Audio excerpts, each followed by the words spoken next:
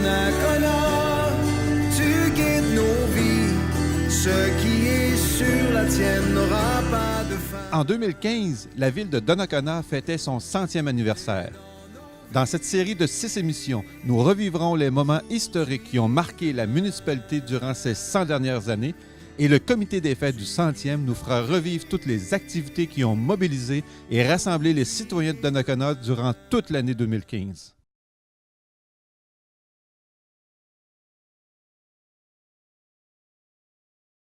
Au début des années 60, la ville continue son développement. L'arrivée de la route numéro 2 va changer complètement la figure de notre ville. La municipalité, dans une résolution qu'ils vont envoyer au ministère de la Voirie, vont demander que la rue de l'Église ait une largeur de 66 pieds au lieu de 33 pieds comme projeté, de permettre également l'installation d'éclairage et la construction de trottoirs le long de la rue de l'Église. À la même réunion, le Conseil va adopter une résolution pour donner un terrain au ministère de la Jeunesse, un terrain de 400 pieds par 384 pieds qui serait réservé pour la construction de l'École d'art et métiers. Le Québec, au début de cette décennie, est dans une période très importante, c'est le début de la Révolution tranquille. Alors, les commissions scolaires doivent permettre la fréquentation aux établissements de façon gratuite, et également de voir à l'enseignement au niveau secondaire. La commission scolaire va entreprendre la construction de l'École d'art et métiers en 1964 et elle sera disponible pour l'enseignement à partir de 1965. La construction de l'école se réalise sur un terrain de Les Écureuils. La municipalité de Donnacona, Les Écureuils vont signer une entente afin de permettre à la ville de pouvoir donner les services d'aqueduc et d'égouts à l'École d'art et métiers. Dans l'organisation des fêtes, on avait dit qu'on voulait autant les jeunes que les moins jeunes, les gens de Donnacona, les gens de l'extérieur. Et la jeunesse, c'est important pour nous autres, nos souvenirs de notre avenir. Donc, il y a eu, entre autres, le Chaumonière. Oui, on a commencé l'année... Oui, en fait, on a un peu triché à l'école. Hein? On a commencé à fêter le 100e en 2014. Le thème de la rentrée, c'était « Laisse ton empreinte ». Et on pensait à l'empreinte des gens qui avaient été là à Donnacona avant. On a fait avec les élèves un rallye historique où ils avaient à se promener dans l'école, mais à répondre à des questions historiques. On a plus tard fait une espèce de ligne du temps où on avait pris quelques photos historiques, mais on invitait l'enfant à dessiner, lui, Donnacona, qu'est-ce que ça représentait pour lui maintenant. Et on a continué l'année avec, plus après les fêtes, une création collective. Donc, vu que le thème... c'était « Laisse ton empreinte », chaque enfant a dessiné sa main. À l'intérieur, ils ont fait des motifs. Et à travers les 2 murales, parce qu'il y a 2 pavillons, il y avait des poissons pour le thème de la saumonière. Donc là, c'est installé dans les 2 écoles. Il était super fier, hein? Oui, je pense que oui, ça a été une belle réussite. Moi, j'étais très contente aussi, puis tout le monde a bien participé. Alors nous, ça a conclu notre année du 100e à l'école. Pendant les cours de musique, tous les enfants ont appris les paroles de la chanson et pendant notre spectacle annuel, qui est le Chaumonière. Et ça, oui, moi, je le savais pas. Et rappelez-vous que c'est la première sortie publique qu'on fait, moi, Mario et Guy Dussault pour faire la chanson, et Yvan Jobin qu'on a invité. Il nous avait dit qu'il avait montré la chanson, mais on ne s'attendait pas à ce qui était pour arriver. Alors, premièrement, beaucoup d'émotions. Deuxièmement, on est ses nerfs. Écoute, on a pratiqué dans le sol chez nous la veille, et on arrive sur scène, on commence à chanter, et tous les enfants la savaient. Tous les enfants chantaient.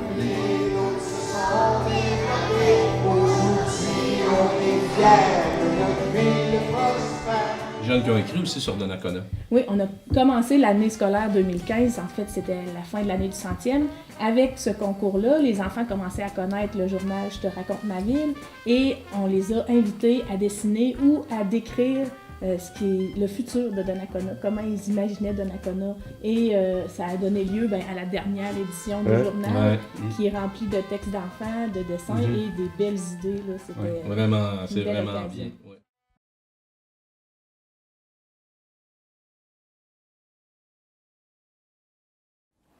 En 1963, il y a la fusion des 2 organisations de sport et on va former la Commission des sports et loisirs qui sera mandatée pour organiser l'ensemble des loisirs à Donnacona. La Commission des sports et loisirs est très active. En 1965, on construit déjà une piscine extérieure. Mais Avant, on avait commencé les démarches pour que Donnacona soit doté d'un centre sportif avec une patinoire intérieure. C'est alors que la construction de l'aréna va permettre à la Commission des sports et loisirs d'organiser et d'installer leurs bureaux dans le nouveau complexe sportif à l'aréna. L'arrivée des enfants du baby-boom d'après-guerre va forcer les autorités scolaires à construire des écoles temporaires pour répondre à la demande. La première école est construite en 1964. Elle est bâtie en bois et va être érigée en 3 semaines seulement au coût de 31 550 $. L'école est construite sur la rue de l'Église, sur le site actuel entre la Caisse des Jardins et le Salon de quilles Futura. Et elle va être nommée l'École Saint-Joseph. Les étudiants et les professeurs vont l'appeler rapidement l'École verte en raison de la couleur de ses murs. L'établissement va accueillir 4 classes de garçons de 8 et de 9e année. Une deuxième école préfabriquée va être construite en août 65 et va être prête pour le début de l'année scolaire de la même année en 65-66. Le nouvel établissement scolaire va être construit à quelques mètres de l'École Saint-Joseph et va porter le nom de l'École Sainte-Marie et va accueillir les filles de 7e, 8e et 9e année. Cette dernière sera rapidement appelée l'École rouge par les jeunes filles en raison de la couleur des murs. Mais la commission scolaire va entreprendre également un projet d'importance, soit la construction d'une école polyvalente en 1967. Ce projet va se concrétiser au début par la construction de la phase 1 de l'école. En 1967, l'école polyvalente va accueillir les élèves de première et de deuxième année de secondaire. Mais dès l'automne 1967, la commission scolaire va autoriser les travaux de la phase 2 du projet de l'école secondaire, des travaux qui vont être complétés en 1969 avec l'entrée des élèves en septembre.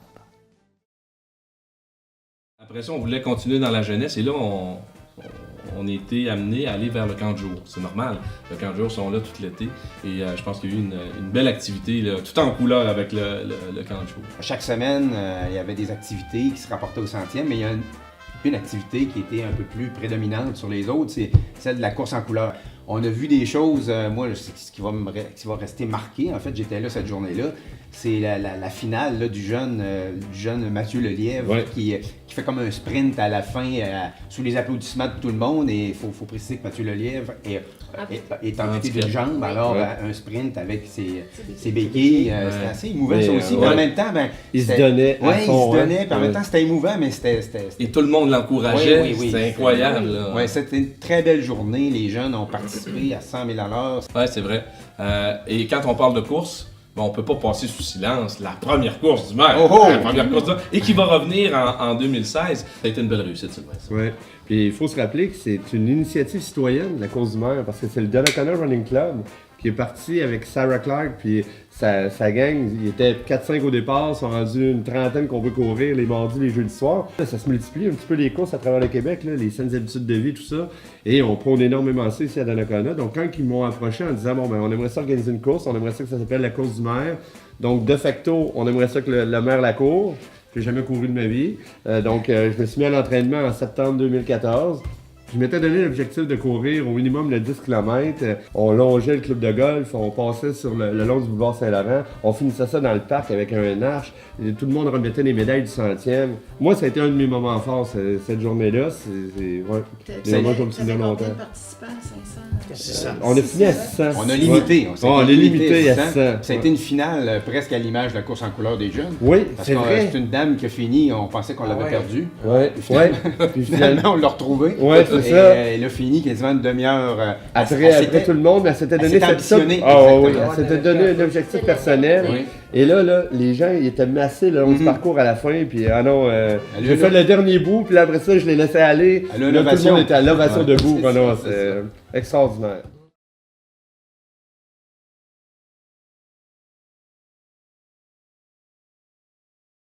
Un autre facteur va être déterminant pour le déplacement du développement au nord de la municipalité, c'est l'implantation de Place Donneuil. C'est 6 hommes d'affaires, dont M. Gilbert Germain, Gaston Gaudreau, Camille Germain, Laurent Gauthier, Paul Guillemette et Marc Hardy, qui s'associent pour construire le centre d'achat. À partir de ce moment, avec toutes ces réalisations, un pôle d'attraction important va être créé au nord de la municipalité. Le progrès rapide de la ville en première moitié de son existence, des 50 premières années, va amener plusieurs annexions. En 1966, on va entreprendre des démarches pour qu'il y ait une fusion complète entre les écureuils et Donnacona. À l'automne 1966, les deux conseils municipaux vont accepter un terme d'une entente. Lors d'une assemblée extraordinaire du conseil de ville de Donnacona, tenue le 17 octobre 1966, on va présenter le règlement 274 qui porte le titre de règlement concernant les fusions des municipalités de la paroisse de Les Écureuils et de la ville de Donnacona. Le règlement est adopté à majorité absolue lors de cette assemblée et tous les documents vont être envoyés au gouvernement du Québec qui seront approuvés le 21 janvier 1967 à la demande des deux municipalités. La ville va recevoir sa charte le 5 février 1967. Par la fusion, la municipalité de Donnacona va augmenter son territoire à peu près de 6 fois sa superficie et la population de Donnacona va atteindre à ce moment-là 6200 habitants. Les deux maires de l'époque, M. Georges Marcoux et M. Raoul Mathieu, auront été des acteurs très importants pour le succès de cette démarche. C'est ainsi, par un curieux retour de l'histoire, que Donnacona et les Écureuils vont retrouver le territoire original du début de son histoire. Sylvain, tu parles de la course du maire, mais il y a une activité qui est là depuis plusieurs années et qu'on a accolé au 100e cette année, c'est le tournoi du maire. Ouais, le tournoi de golf du maire au début juin, qui est maintenant là, un must à chaque année. Une classique, c'est ça, avec une journée avec les gens d'affaires, l'autre journée avec la population. Puis là, cette année, le cachet qu'on donnait historique, c'est qu'on était quelques-uns à s'être costumés en habits d'époque. Donc, je me rappelle avoir porté les bohos, les bermudas longues, la petite casquette un peu à la Jean-Michel. Et puis, il ne faut pas oublier, il y avait notre ami Michel Matt, le député de Portneuf, avec son super costume d'époque. Qui a joué le jeu, qui a embarqué. Puis Michel, qui était commanditaire de nos fêtes du 100e. Monsieur Matt, d'ailleurs, qui va demeurer avec un souvenir de notre tournoi de golf. Grâce à notre ami Jean-Michel. Gracieuseté de Jean-Michel. Oui, il a reçu sur le dernier trou, reçu une balle en arrière de la tête. Oui, gracieuseté de Jean-Michel. J'avais eu les commandes. Mais on parlait tantôt de notre grosse journée avec Martin Lévesque, la course du maire, mais il ne faut pas oublier le symposium. Non, le symposium, en fait, le symposium, mais on l'a nommé symposium. C'était dans le cadre des fêtes de la Saint-Jean-Baptiste, le 24 juin. On avait invité à peu près 25-30 artistes. Ce qui était nouveau, c'est que le 23 juin, on leur a fait un vernissage et le 24, c'était ouvert au public. Donc, c'était une belle expérience pour tous les artistes, puis un bel achalandage aussi.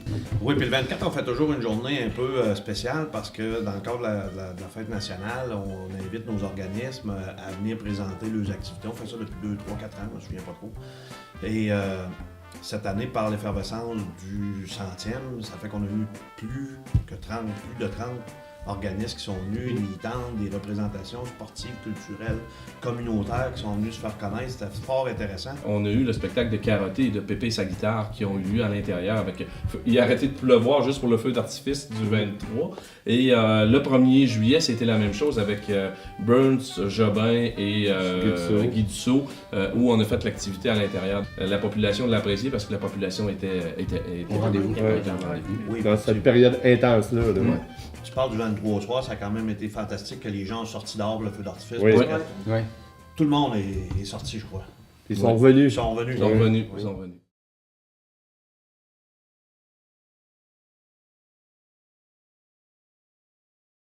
L'une des implications majeures de nos leaders dans les années 50-60 était de s'assurer que nos jeunes puissent avoir accès à l'enseignement, entre autres à l'université.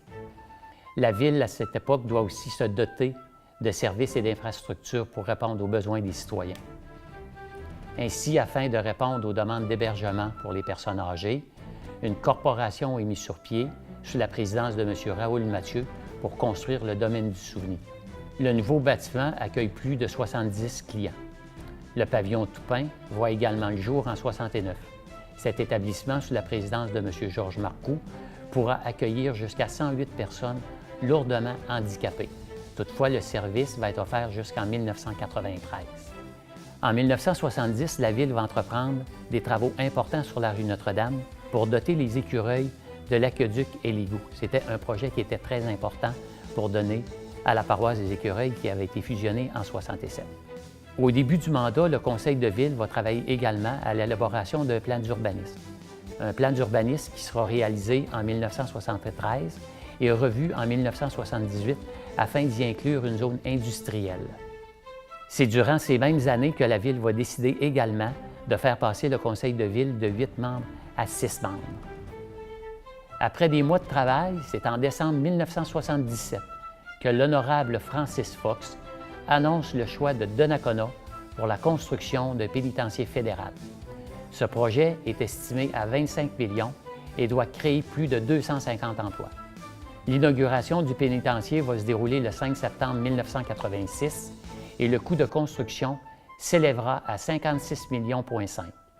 En novembre 1976, nous allons vivre un événement important, soit la grève des employés de Domtar. Cette grève va durer jusqu'en juin 1977, soit 8 mois. Le Conseil va poursuivre son travail de restructuration administrative de la Ville.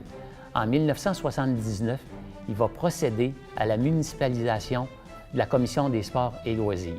Le projet se concrétise en juin 80 par la réalisation d'un terrain de baseball, d'un terrain multisport, de terrain de tennis et d'un terrain de balle molle.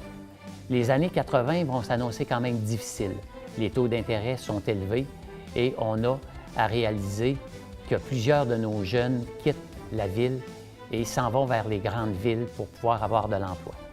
Cela va apporter un défi important pour notre municipalité. C'est le 24 juillet 1967 que la population de Donnacona va accueillir le général Charles de Gaulle. C'était la première arrêt que Charles de Gaulle faisait dans son périple entre Québec et Montréal. Gilles Loisel à Donnacona. C'est sous un véritable déluge que le cortège présidentiel a fait son entrée à Donnacona. Malgré cela, le général de Gaulle, en uniforme de général, est accueilli par la foule, massée nombreuse malgré la pluie, face à l'église de Donnacona. C'est le premier arrêt du général de Gaulle le long du chemin du roi. La maire de la petite ville de Donnacona, située à l'embouchure de la rivière Jacques-Cartier, est immensément fière de recevoir aujourd'hui le plus prestigieux de tous les Français et sa dame.